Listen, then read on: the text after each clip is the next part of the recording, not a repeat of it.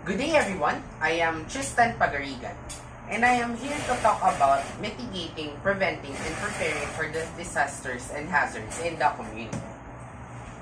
Before I begin with my topic, I would like first to tell a story.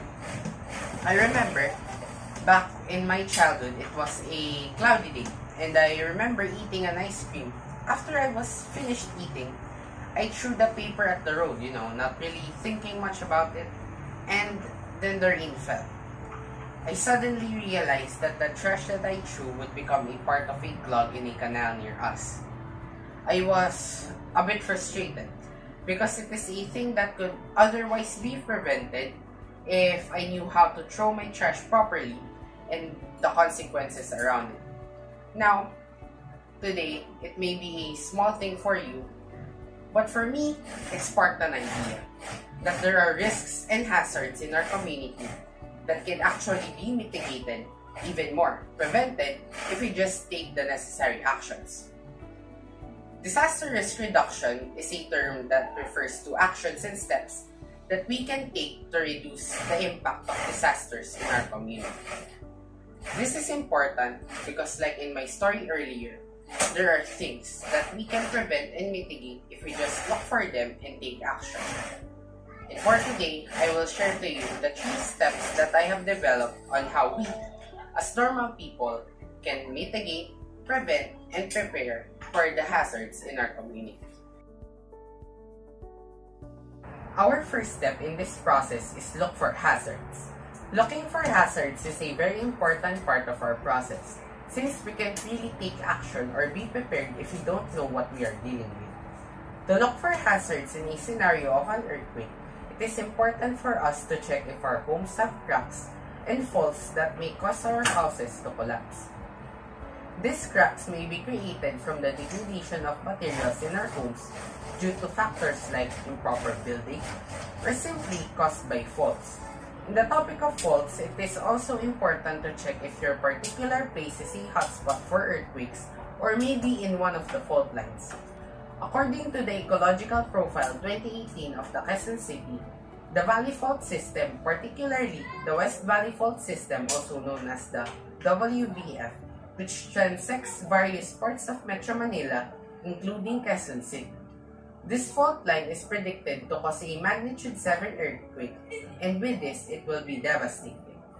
The most building collapse will happen in Barangay Batasan Hills, with 449 buildings, followed by Barangay Bagong Silangan with 249 buildings, and Barangay Payatas, which will have 134 building collapse. On the other hand, we have the hydrometeorological hazard and the coastal hazard. Aside from looking for things that may be destroyed in the moment of flooding, coastal hazards because of trashes, and flooding is both caused by trashes that clog or go into bodies of water. Because of this, we can also look for drainages, canals, and bodies of water that trashes and waste may go to. With that, it leads us to step 2, to take action. Now that we know what are the possible hazards and risks in our community, we now need to do something. For earthquakes, what we can do is, if possible, we could try to fix cracks in our homes, especially if it's tall and near fault lines. Another thing that we can do or we can suggest to our engineers or architects is to employ building techniques that make buildings much more earthquake resilient. This may be complex, like using a technique called pendulum power that utilizes pendulums to dissipate energy, to simple but effective techniques like the usage of flexible foundations, which are used to do the same thing, but rather than the top of the structure, it is at the base. People also have been experimenting with flexible foundations by using recyclable tires as a foundation. And with this research, with a few modifications, it can be used commercially. For floods and coastal hazards caused by trashes, we can start simple in our homes, like using proper waste management for our trashes, and we can also help in cleaning projects in our community.